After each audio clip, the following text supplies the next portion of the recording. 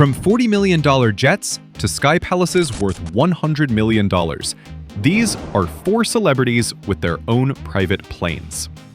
Number 4. John Travolta. Hollywood's pilot owns multiple jets, including a Falcon 900B and even a Boeing 737. Number 3. Jay-Z. Beyoncé gifted him a Bombardier Challenger 850, about $40 million of sky luxury. Number 2. Taylor Swift. Taylor owns a Dassault Falcon 7X worth up to $58 million. Number 1. Kim Kardashian. Kim's Gulfstream, nicknamed Kim Air, cost $95 million.